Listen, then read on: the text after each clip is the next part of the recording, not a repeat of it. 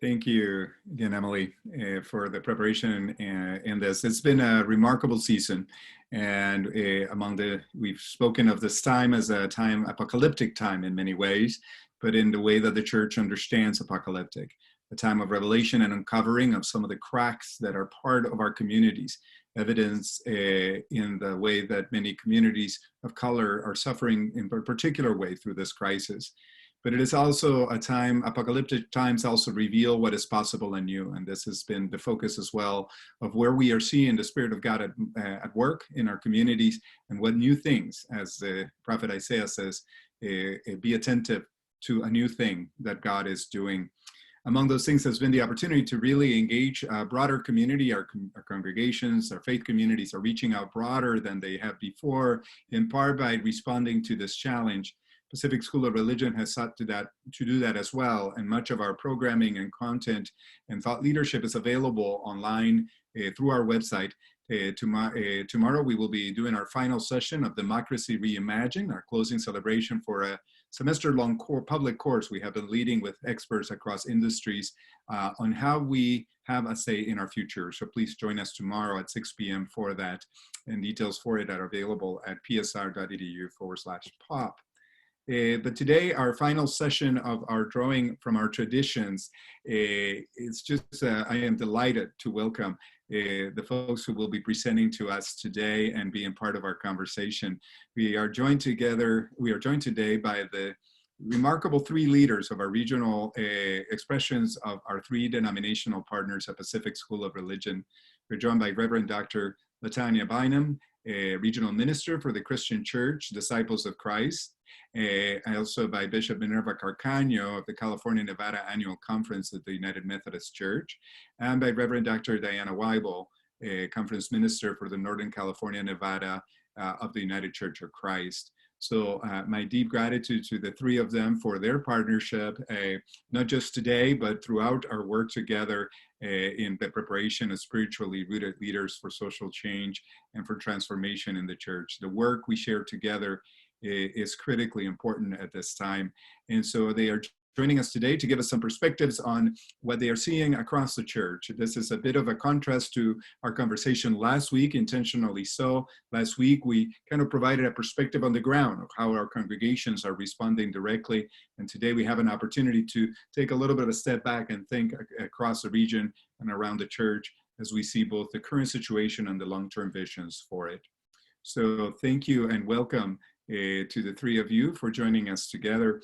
We will begin with just a few questions that we have discussed in advance and invite the three of them to respond for our conversation. And then we will open it up, as Emily indicated, to the community, also questions that you may have. So please do put those in the chat as you begin. So first, welcome. And if we can just tell us a little bit about how you are doing, how you are seeing, what you're seeing in the church at this moment in your area at this time. And we will start out initially by inviting Tony Bynum to speak to that. How are you doing and what you're seeing in the church? I'm doing well, thank you. Part of it, I'm a natural introvert, so this time of being at home has been good for me, but even so, there have been some restless days, and those are days I take the opportunity to get outside and walk around, go for a mile or two walk, or walk to the grocery store that's not too far, remembering to carry my mask and all of those things that we are having to do. So I'm doing fine, but always mindful of how privileged I am in this sense to have a place to live, to have food to eat, to have a salary I can depend on, and am always mindful of people that don't have those kinds of things to rely on. People who are unsheltered, people who are laid off or who've lost their jobs, people who have the anxiety of just not knowing how they're going to survive this shelter in place. The longer it stays in place, I think the more desperate they get. So one of the things that I hear from that in my, as I listen to clergy and colleagues, is some uncertainty about how do we hold this community together in a time when we can't be together. How do we keep relationships in church that are so important when those things that we are trained to do are not possible for us? We can't touch, we can't be together in worship, we can't sing together. For we disciples, we can't take communion together, and so we're figuring out how to do that at home. Our pastors have talked about the things that they didn't know they knew how to do. How to lead worship remotely, how to become technical experts. The other thing that I think is really important is that people have begun to realize that while their churches house their ministries, the church is not the place of worship and ministry. We carry that the people are the place of worship and ministry. And so in some ways, they've been freed from their buildings, and at the same time, they miss being together. Amen. Well, thank you, Tony. I'm glad for your well-being as well as that of the communities as well. Bishop Carcaño, if you as well, how are you doing and what are you seeing across the church? I resonate what Dr. Bynum has shared. I too am finding myself isolated, feeling the distance. I think an introvert, extrovert, and the extroverted part of me is missing being with other people, with the church, with co-workers, with neighbors even. One of the blessings my husband and I received during this last few months has been that our 28-year-old daughter was able to come home. It was an interesting experience. She stayed 6 weeks, the longest we'd been with her since she left home for college 10 years ago. And it was a real reversal because we were used to taking care of our daughter and she came home to take care of us because we're in that vulnerable category of being older than 65. I have diabetes. She thought about all those things. And it was a real blessing, a real gift. It opened our eyes about how one allows others to care for us.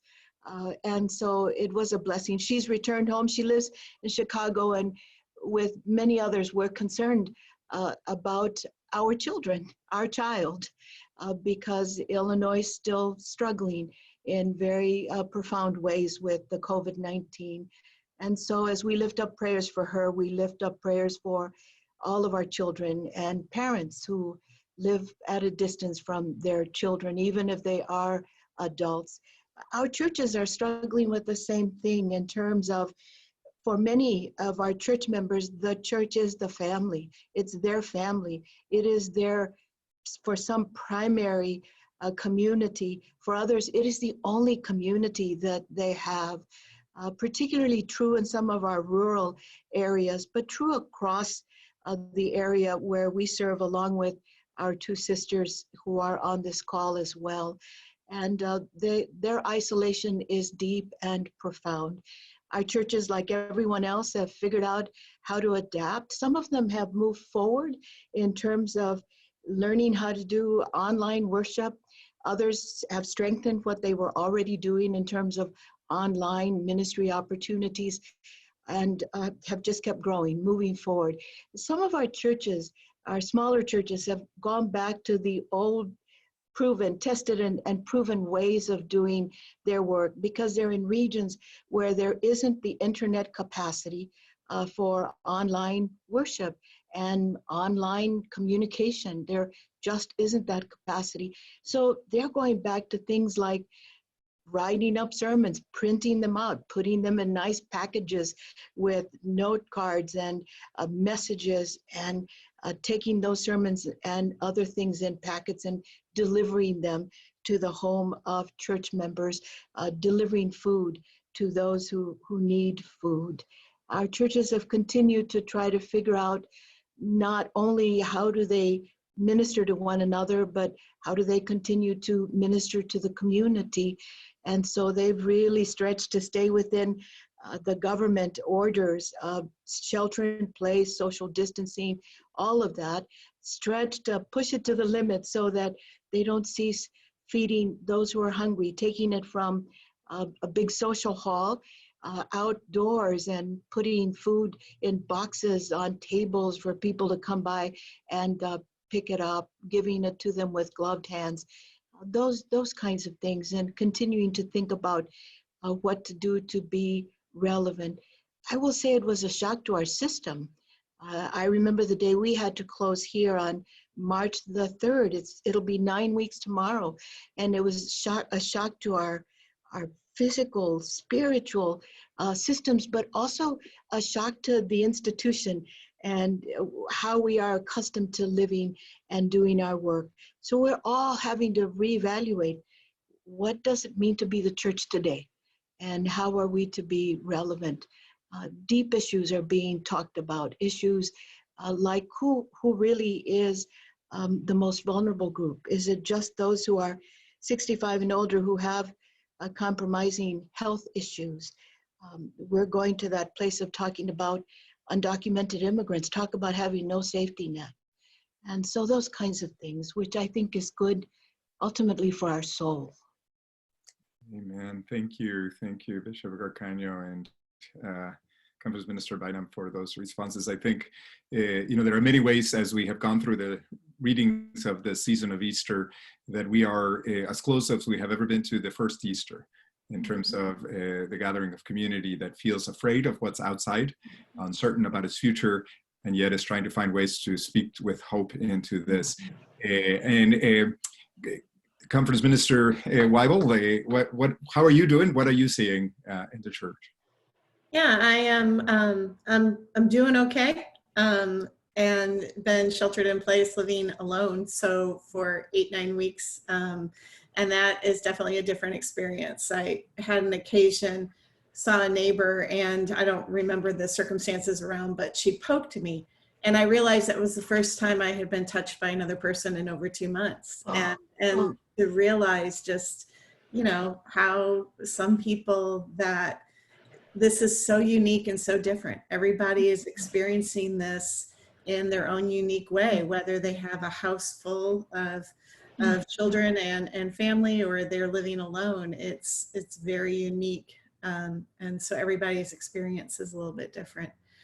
One of the things that as I think back to, Bishop Carcaño mentioned when we first started sheltering in place, and I was thinking the other day about how long ago that seems. It seems a lot longer than 8 weeks when you think of all that we've learned and all that we've found ways of accomplishing and moving through in these 2 months. And I was talking to one of our ministers after her first week of an online worship, and she said, I finished the worship and I was so excited, and then I woke up Monday and I realized I had to start all over again. So I think there is some excitement as well as some exhaustion. Some conversations that I had last week with some of our pastors were when they begin to realize that this is long-term and they need to be thinking about where are we going for the next 6-8 months, the next year, that we need to begin to think of what are our options for how we continue to connect with one another. The paradox that I keep hearing and I've experienced myself is we're socially distanced, we're physically distant from one another, and yet there's a certain intimacy that's happening in the online worship services and the online gatherings that I've been a part of and that I've heard others talk about. That reminds me, when you think about, how do we go back to what does it mean to be community, and really look at where are we going to go from here and what are the opportunities that we have in this time. I think that I don't want to deny the exhaustion, the fear, the grief that everyone is also experiencing, and also the creativity and the ingenuity that our churches are coming together to say, how can we continue to connect with one another? How can we continue to reach out to people that we can't be in the same room with at this time? And that's been really, it's been really exciting for me to be a part of those conversations and part of what it means to co-create something new as we look not just to the next few months as we continue this, but also as we look to who do we become on the other side of this? Amen. Thank you, Conference Minister Weibel. Mindful of the ways that each of the commonalities across each of our traditions and our connections of how our congregations and communities are responding, even within the diversity of the regional experiences that they're having. One of the richness of our PSR education is these partnerships with denominational traditions that enrich the education of each of our students in the context of other traditions. So when you reflect on your particular tradition, can you speak to one element that you feel of your tradition, a particular tradition that you are a part of, that has been really key and is an important offering to the world in this moment, a particular part of the tradition, either its perspective, its doctrine, its understanding of the world, that is particularly valuable in offering it to the world? And maybe we'll start out with Bishop Carcaño. The thing that comes to my mind is something that we all share in common, as I know of our different traditions, but this is something that binds us together, and that is a commitment to social justice. We call it social holiness, that cannot be separated from our personal piety. And so for us to continue to think about the world right around us. I mentioned undocumented immigrants earlier, the homeless, those who are at the bottom of the pay scale, those who have no work at this point and are literally hungry. The food scarcity is impacting them in very direct ways. So are thinking about how do we not turn so inwardly that we forget that aspect of who we claim to be as disciples of Jesus. Those who, of course, continuously find ways to deepen our relationship with God, but also express that through our relationship with others.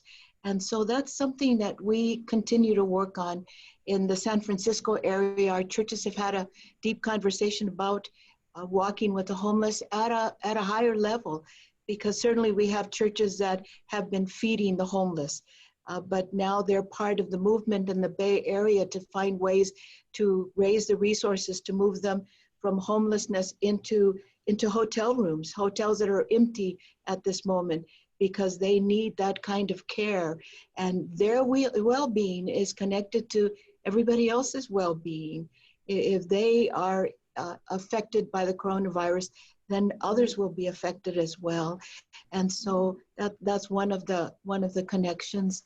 Sometimes I find that we forget in our denomination that those that we view as, well, we want to serve them, are truly part of us. In our San Jose area, our district superintendent there began to ask the question, so what about the immigrants, those who are working in the fields, and quickly learned that we have many undocumented immigrants who are members of our churches. And they've kind of, that fact about their lives has been somewhat ignored. But now it comes forth in really stark ways, because they've been left unemployed, they've become ill, they have no food for their families, they have no income to support themselves, and their pastors are becoming more and more aware of that. And so trying to respond to that. And so that faithfulness to who we claim to be as a people who follow Jesus to the margins, to be present with those who are on the margins, not only for their sake, but for our sake as well, is something that we're having to look at in a much deeper, more profound way. Thank you, Bishop Carcaño. So the sense of social holiness in this moment really calls forth what the church really is about. Today is May 12th, which is the 12th anniversary today of the raid in Postville, Iowa. It was at the time the largest immigration raid in the country's history. And I know Bishop Carcaño and I, that was one of the first times we connected with each other. It was as I was involved in the response to that raid. And I'm mindful today of the fact that in that same plant where the raid happened, today they are testing 400 employees for COVID-19. Yes. The levels of COVID-19 in that county are the highest in the state of Iowa, because of the exposure that we have these contradicting statements about the need to reopen the economy while we vilify immigrants at the same time, forcing them to work while we vilify them. So the church's witness is critical, how we speak to this moment will be really, really significant. Conference Minister Weibel, again, as you look at the tradition within the United Church of Christ, what is there a particular approach, understanding, concept that you think is particularly important right now? Well, I think to add to what Bishop Carcaño said, in the United Church of Christ, justice is a huge issue for us, and our theme of a just world for all.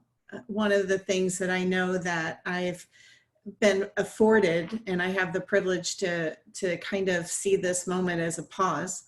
And as I look out my window and I see people that I know are coming back from working 2 and 3 jobs with their mask on, and trying to, having to go out every day while others of us are able to stay inside. And then I know of, all the people and people in our churches that have been laid off or furloughed, and they're, worried about economically what's going to happen. The homeless, immigrants, our churches are finding ways to respond. I know one of our churches in the very beginning had sent out a newsletter, we're going to start making masks for people. And another church that from, the very beginning was, saying to San Francisco Night Ministry, we are still going to come and make food as long as we're, allowed to do that. And we'll figure out how to do it if we aren't. So how to, I think not that we didn't already know of the disparity and how different people are being treated in our society, and the economic struggles and the humanity struggles of how we see other people or don't see other people. That's always been an issue, and we've always seen that. And COVID-19 has really kind of, I think, put a spotlight on those discrepancies, on those differences, in a way that I am hopeful that it will inspire us to continue to learn, continue to step up, continue to move in a way that will be able to make a difference for people in the way that we need it to be seen in this world. Amen. So the reading for the Sunday for the gospel, for those who follow the lectionary, is from John 14, and Jesus' encouragement to not be afraid, to recognize a divide between the way the world is and the way that God and Jesus are seeking to do. But the key gift there is the promise of the advocate, of the Holy Spirit. And I'm hearing in both of you the importance of the church as the advocate, truly, literally, the one who's advocating for the well-being of those who are being marginalized and particularly affected. Regional Minister Bynum, a similar question to you. Is there a particular part of the disciples' tradition in its practices, in its theology, that you think speaks particularly to this moment? We disciples like to call ourselves a movement for wholeness in a fragmented world. And I think what we've begun to see in this era, in these 9 or 10 weeks or however long it is, where those cracks are, where society is fragmented. And as my colleagues have said, it's not that we didn't know, but it may be that we weren't forced to see it in the way that we have now. When you have not only unsheltered people and immigrants who may or may not be documented, but who have need to feed their families, who don't have work right now, who are still working. William Barber has said those people that we used to call frontline workers, we now call essential workers. And maybe what we need to think about now, having seen how essential it is to have someone who works in a grocery store show up at work so that those of us who can purchase food or whatever else we need, maybe it's time to think about a $15 an hour wage for them. I think those are questions that we have to put on the table. And part of our being a movement for wholeness means that we've got to be that advocate that you were just talking about, that Jesus talks about, that at least in this world, while we have the Holy Spirit to advocate for us, that we need to advocate for some others who find themselves necessary and endangered in these days. And that means advocating for them to have the kinds of equipment they need, and advocating for them to be safe in their work and doing the advocacy that people will tell us they need, those of us who can, to be their advocates as we go through. I think the other thing that's important to disciples is a sense of outreach and mission, a sense of how and what can we do? How can we make ourselves helpful to people? So we have a church in one of our valley churches in South San Joaquin Valley that doesn't have the wherewithal to do worship online or virtually. And so they're doing exactly what the bishop described. The pastor is sending out sermon notes every week, and he's encouraging his members, since they're not together to pass the peace, he's saying, the way you stay in relationship, the way we can stay in relationship is instead of, you can't hug two people, so call two people. See how they're doing. See, old school, pick up a telephone and call someone. This is a congregation that's very small, but has some resources. And so they have made grants to community groups in their small town, have sent grants of $500 to several organizations around town on behalf of their members who have said, this is a group that needs our support. So they have made themselves more visible in their community, recognizing that there are some gaps, some broken places, some fragmented places, and saying, here, let us do what we can to help create a sense of wholeness. And so I think in this weird time, the church is rediscovering what it means to be the church, what it means to be the people of God in the world. Amen. That is beautiful and powerful. Thanks to all three of you. I'm originally from Guatemala, as some of you may know, but in Guatemala, you deal with everything through jokes and cartoons and everything. So I get a steady supply of them from my mother on WhatsApp. The one I got from her a couple of weeks ago had this image of the world, and then you had this kind of a little bit of stereotypical image of God and the devil talking with each other over the earth, and the devil kind of smirks at God and says, haha, I closed all your churches, to which God responds, no, actually, I opened one up in every home, in every household. So there's definitely a revolution that's happening. In one of our earliest webinars in response here, Bernie Schlager and our faculty reflected on the pandemic, the impact of the pandemic in the 1200s, and how it sowed the seeds for what eventually were the reformations of our various traditions, by really changing the role of women, the role of faith, and the development of leadership. So there are ways in which in the middle of crisis, the church responds. I invite those who are on our call to start using the chat to ask questions and make comments. I would love to hear the ways that, just as you heard inspiring stories here, that what you are seeing or doing in your congregations to be the church today, and to highlight those in the chat as well. One of the questions that has come in the chat, I think, speaks to the next phrase we wanted to explore together, which is from Yvonne, asking about, now that the churches are doing this experience of church at home, and many people are finding it both convenient and wonderful to do this with their families at home, how might this shift the way we do, the kind of programmatic approaches we do to church in the home as we move forward? So what are you seeing around that? What do you think the impact of this shift might be? And we'll start out with Conference Minister Weibel.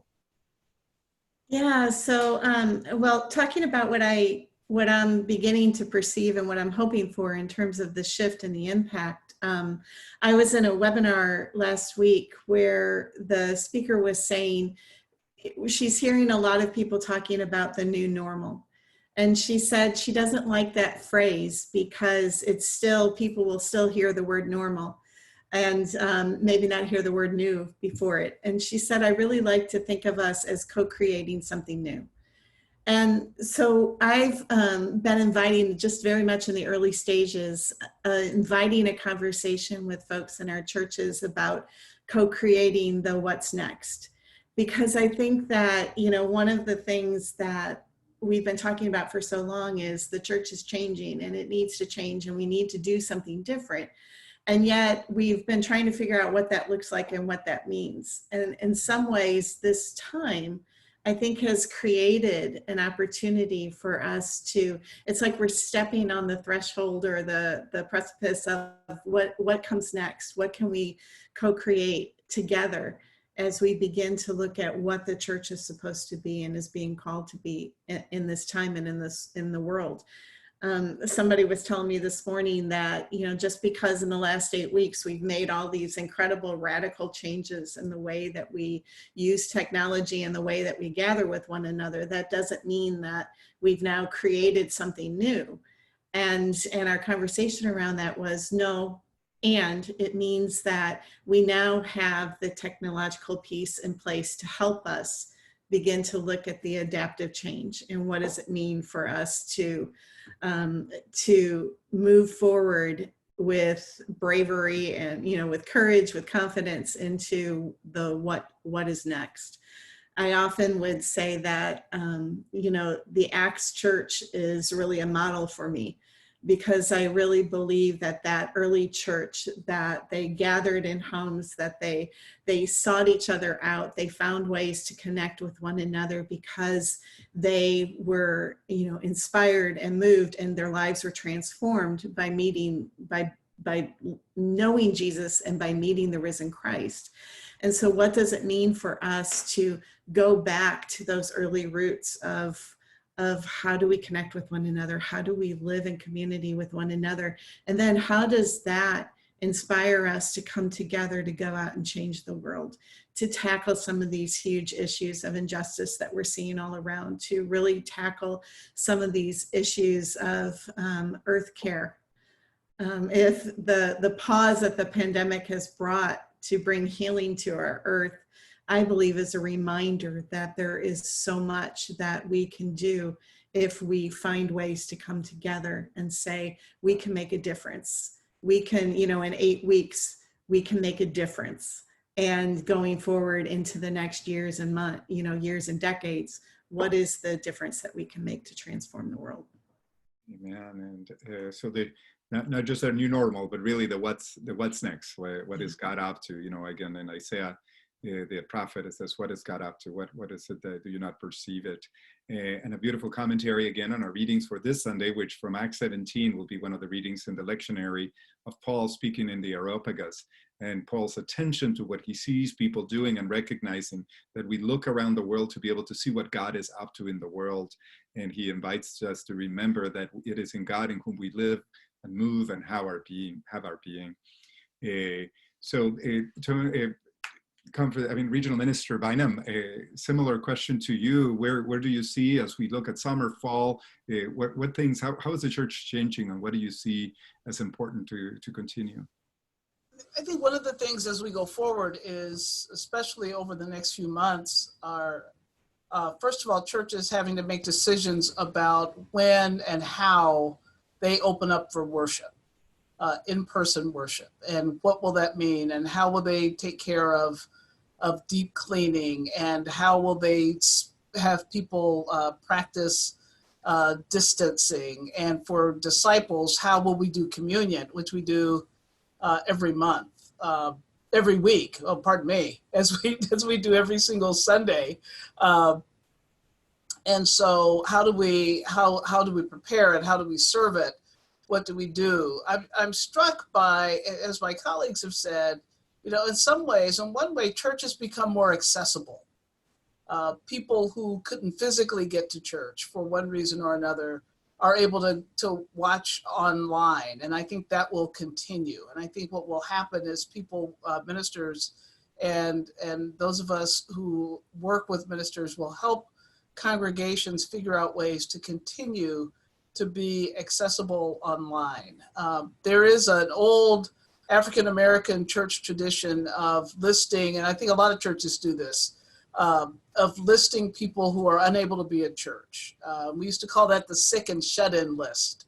And what we've talked about, we're all shut in. We're all on the shut-in list now. And so as we are on the shut-in list, what is it we need from the church? And people need community, and they're finding that through Zoom, through Facebook, through the social media. People need to feel like they're still part of the community, and by being able to see each other, they know that they're not alone, even if they're by themselves. People continue to need to hear an encouraging word about what God's calling us to do in this time. And so in some ways, I hope our pastors become even a little bit more prophetic than they have been, because while we are shut in by this pandemic, we know the world is busy. The world continues to move in ways that are enlightening, and to what we've learned about how our slowing down has caused some regeneration of the earth, clean the air, clean the water. But we also know that racist killings continue to happen. And we need to, and even while we are shut in, we need to be able to speak to those things as they occur. I think we will do church differently.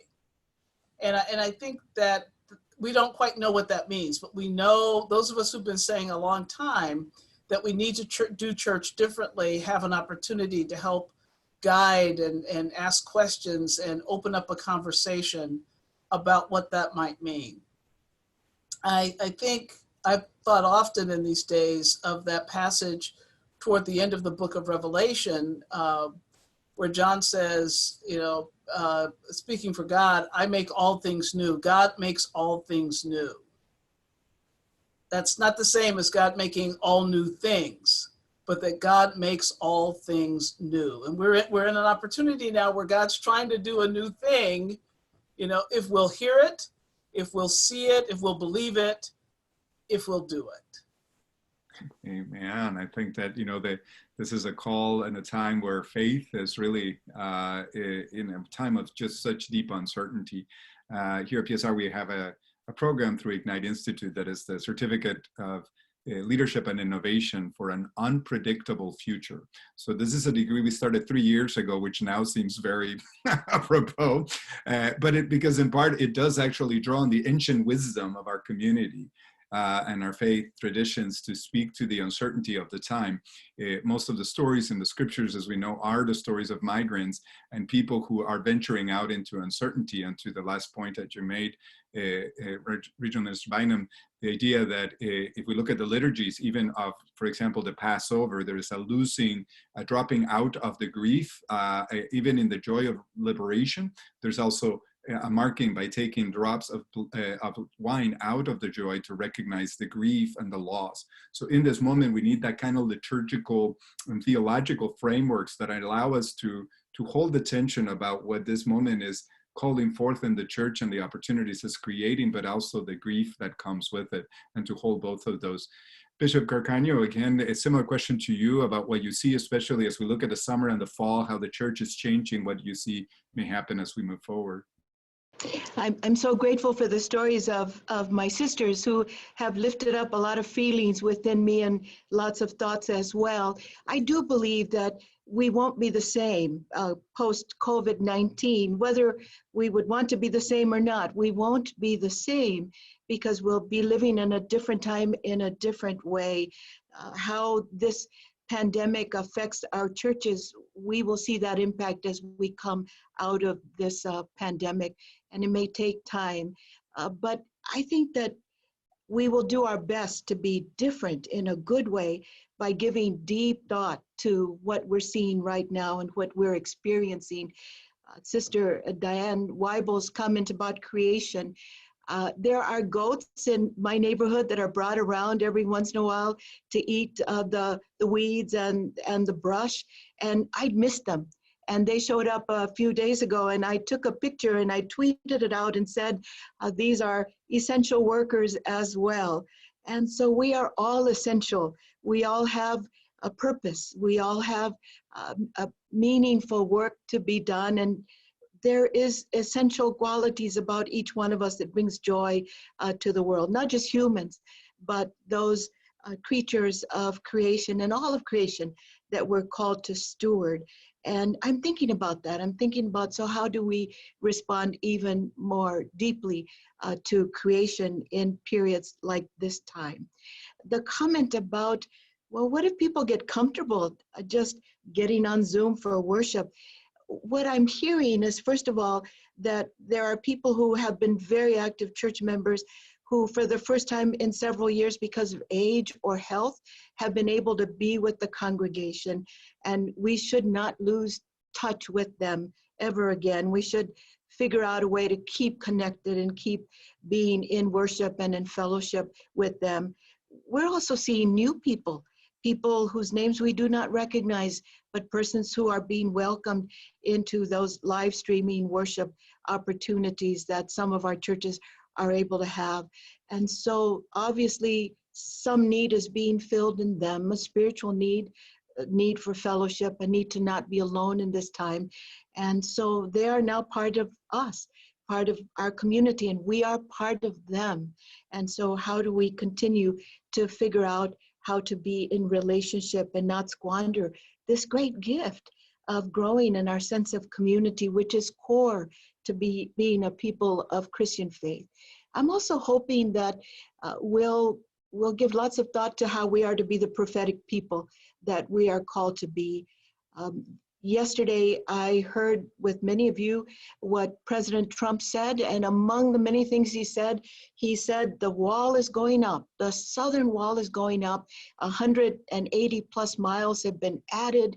It was almost as if saying, while you all have been asleep, we've built the wall. And he went on to say, and those who oppose the wall haven't said anything because maybe they've decided that they were wrong. Well, we need to speak up, continue to speak up, because that is such an incredibly ignorant statement to be making in this time, when what we need to be doing is welcoming one another, creating global community, figuring out how do we care for one another, not talking about building walls. And so I think we need to keep working on that.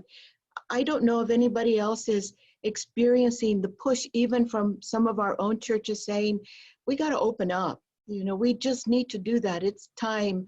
Our county is not as strict as the state government orders that Governor Newsom or the governor in Nevada have been bringing forth. We've got to open up.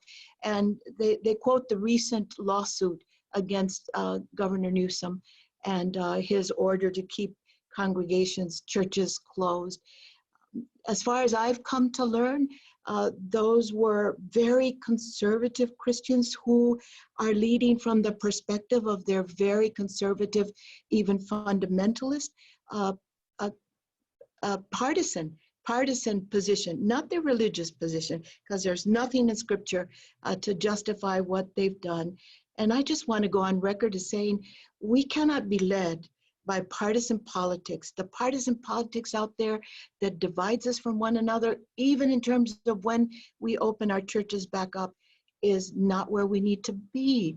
We need to be having those conversations that pull us together, and that when we're on the other side of COVID-19, we don't forget a single person that sheltering at home had some idea, some vision of what the church needs to be, what it needs to look like, what we as disciples need to be about. Not forget a single person, maybe somebody who's never been related to a church but found one of our churches. Those who continue to struggle, for whom the building of a wall brings horror to their spirit and true fear. And so I hope we'll think deeply about what it means to be different in the new day. Every encounter, thank you, Bishop Carcaño, every encounter between humans and the divine in Scripture always begins with the same phrase, do not be afraid.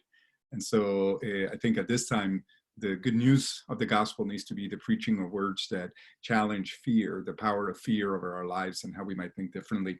There's been a number of great comments and questions in the chat that will help us do a few follow-up questions. So we're going to try to do this a little bit on a kind of quick response, and any of you that want to take on each of these things. So one of the questions in the chat has been about just prophetic and pastoral. How do we balance those two in this moment where the pastoral demands a lot and just the practicality to remain and to be prophetic? There was something I saw in the chat that I wanted to address, so I'm going to jump in here real quick, and that was that You know, however our church leaders can support their pastors in this time, for the pastor to be in charge of all the technical aspects, it's just really hard to be prophetic when you're struggling to figure out how to mute and unmute and emit people and set up the password and all the other technology pieces. So a technology deacon or someone that could be brought in to kind of take that piece so that the pastor can be free to focus on the prophetic and the theological reflection, I think is really important.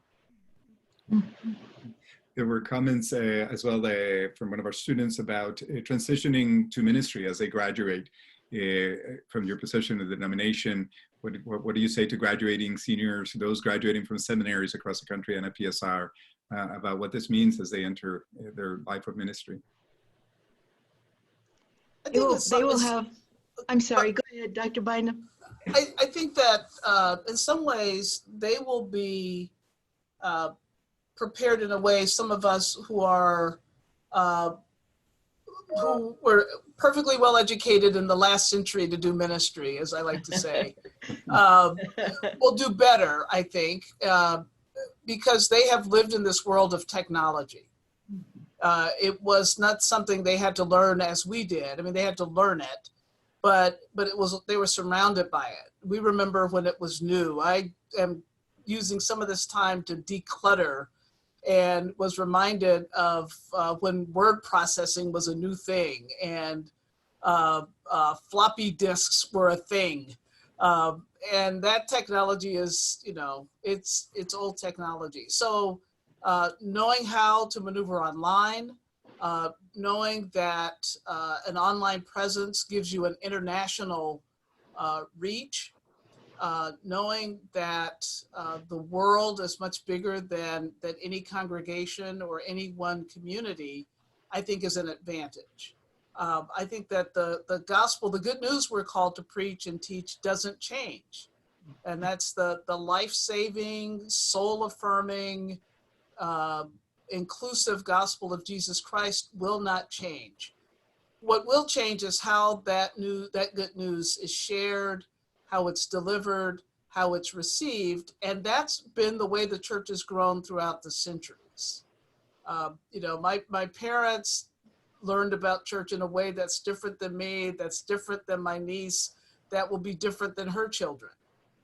And I think that's the way it should be, that God is always working and speaking and showing us new ways to be the church. And so I look very much forward to seeing what new things God's going to do in light of and by a generation of people who have, I guess every generation knows trauma. We just last week marked the 50th anniversary of the Kent State killings, and I will date myself. That happened when I was a sophomore in high school, but I remember it. And you know, here's a generation of people, kids graduating from high school now, born in the shadow of 9/11, 2001, who have just known trauma their entire lives. They're going to see the world in a different way and understand the world in a different way. And I think we'll always see both the dangers of the world, but they'll also carry the hope of the world. And that's exciting for me. Bishop Carcaño, I think you were going to... I was just going to share that I recognize some of the names through the portrait pictures, and some of these friends will be going into their first appointment to a local church come July 1 in our system. And I want to say, come with the freshness of your eyes. Come with the dreams that you've had for ministry and how you would shape ministry, because that's the time we're living in. Someone said it feels like a riddle to be told that it's going to be new.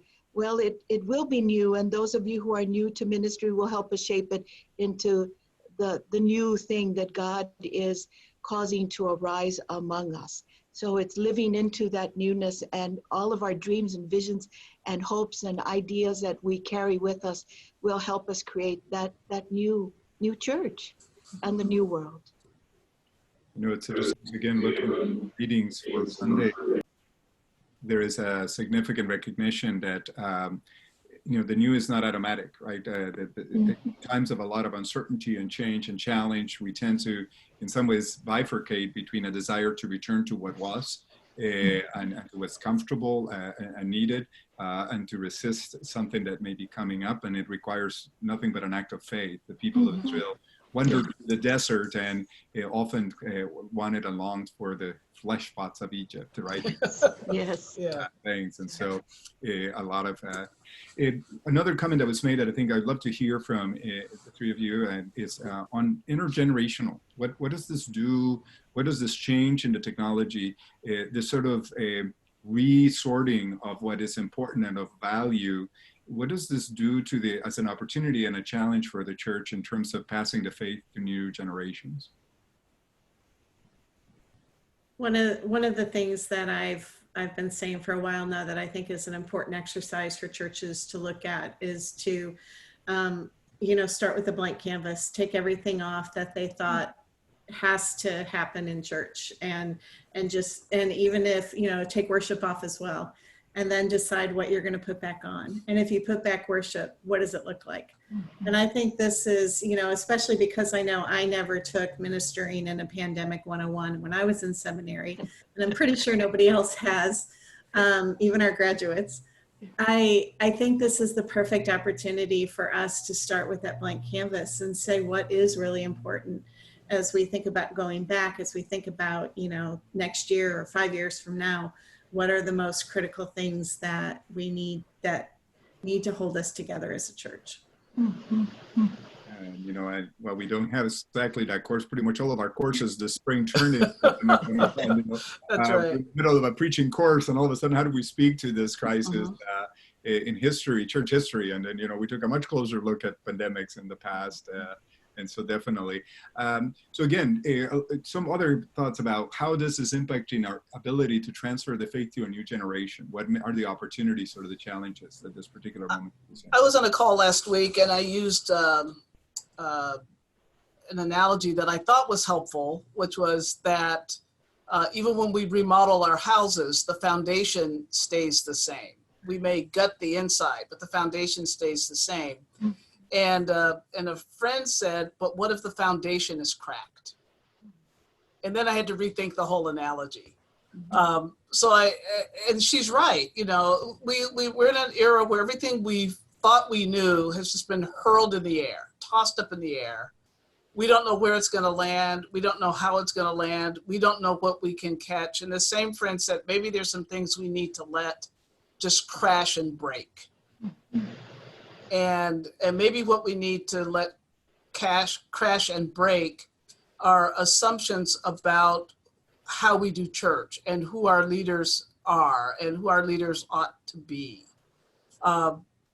Maybe this is a time to let younger people who are very familiar with technology, as familiar with technology as some of us are with cursive writing, that ancient script that we used to do, to let them lead, not only technologically, but to hear them really begin to have those conversations. Because it's clear we're in this sort of, what Phyllis Tickle calls this sort of 500-year change period, but we're also in a generational change period. And those of us who are my age, a little bit older, who still have some energy for this, want to be in partnership with others who are other generations, listening and hearing and being impacted by what people have to say, and letting others begin to take the kind of leadership that somebody entrusted us with.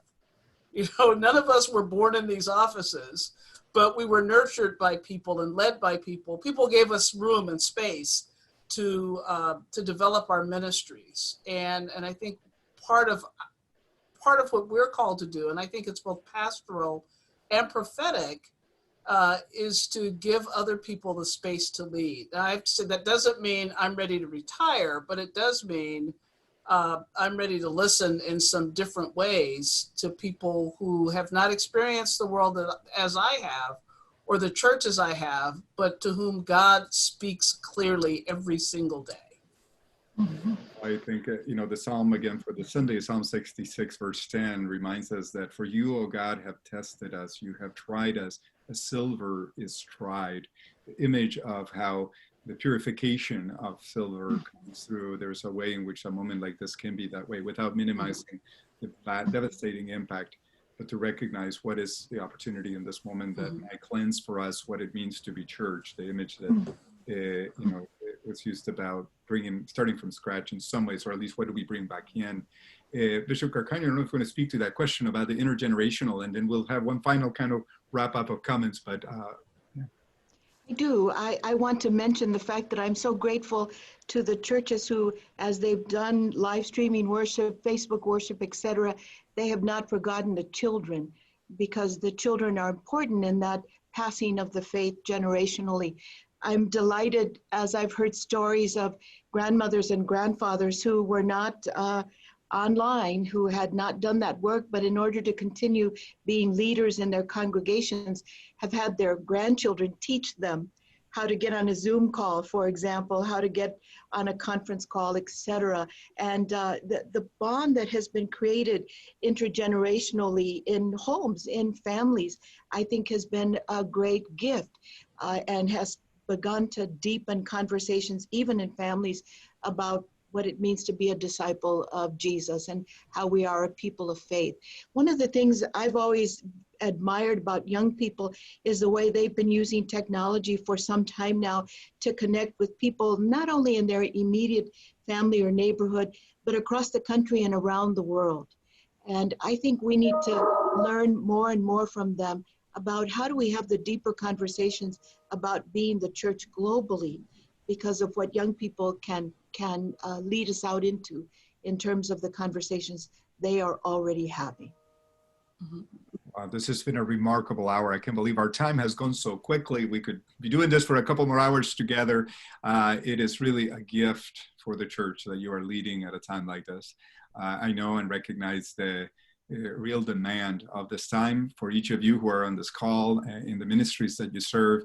But there's a particular challenge and calling to the one that the three of you serve with such distinction, with such gift, and with such wisdom. And you are in our prayers as you seek to lead our communities together and the partnerships that we share in this. I appreciate the fact that we have named honestly the challenges that we are facing. There's no sugarcoating in this about the devastation that this is bringing upon our communities. And at the same time, the courage to speak hope into that is really quite powerful and important to be able to do, to give that hope. In the PSR, we speak about the fact that our education should do three things: blow your mind, embolden your heart, and strengthen your hands. This experience has done all of those things to help us reframe the issues of our day into a much larger whole, to find ways that sustain us and give us resilience, and to think about the very practical ways in which our skills are developed to respond to a new time and a new moment. I want to invite you to just offer any concluding comments you want to make as we think about, if you want to venture out your projections about when we will reopen. But no, more seriously, we'd love to kind of have you each just share your concluding reflections, any final comments you would like to share, and maybe we'll start out with Conference Minister Weigel. Yeah, when I will have the TV on and I'll see one of the many commercials about this time and the way people are relating to one another, I often get really moved because I'm seeing that so much in our churches. And I know that all of us are exhausted and tired of Zoom, and I think somebody suggested a year sabbatical from Zoom. And I get that. I also know that this has deepened relationships and it has invited conversation. I've seen more people in the last 8 weeks. If you count everybody that I've connected with in the last 8 weeks, I've seen more people than is allowed when I'm having to travel long distances to see 1 or 2 people in a day. And so the connections I've made, the conversations I've had have given me a lot of hope about how we're building relationships across our churches, within our conference, within our wider denomination, that I'm excited to see where it goes. Thank you so much. Bishop Carcaño. I want to share that I hope that we don't lose our commitments to be partners ecumenically and interfaith-wise. We have deep commitments. We have them in black and white on paper, and this is such a great opportunity to make them even more real than they've been in the past. We strengthen one another. I've loved being with all of you today, and let's keep working on our relationships because that's what it's all about. Thank you, Bishop Carcaño, and we are delighted to be able to be a place where this meeting is happening and welcome that opportunity to continue in partnership as we think of other ways that we might be able to offer resources to each other. We started out with you, Regional Minister Bynum, so you get the final word. I just want to say a word of gratitude for being invited to be part of this webinar with my colleagues. It's been a really good experience of both sharing and learning for me. I've tried to take notes with my left hand. I'm a right-handed person, just so that there's some things I don't want to forget from this conversation. I will just say, I just find this to be an incredibly exciting time to be the church, where we're having to reimagine both how we are church and how we do church. And I don't know that we know the answer to that yet, but an answer is beginning to emerge. And I'm just excited to be a part of that and excited to have partners ecumenically to walk alongside me as we figure these things out together. Thank you. Our blessings to you, each of you, our prayers for the ministry of our congregations across the region and around the church, especially as I know we won't be gathering in the ways we normally do as the summer comes and each of the denominational partners gather in community, that we will have to find ways to do it. We look forward to that opportunity, hopefully in the fall as the various regional gatherings are rescheduled and perhaps in ways that we can be together. But again, as you indicated, Regional Minister Bynum, there's lots today that is rich, and we invite you to return and watch this webinar as well as the other ones. You can just come to psr.edu and you will see a link to the ones that we have held in this series. We would love to hear feedback from those of you on the call today about this conversation and others. Please reach out to us. We would like to structure a new series, both in terms of, we welcome your thoughts about the times, the topics, the themes that we might engage as we create the follow-up series. In the meantime, now we have lots of other resources that will be available to the congregations of our churches and to the wider community on our website. And thank you for your time today. Blessings and have a wonderful day. Good, thank you.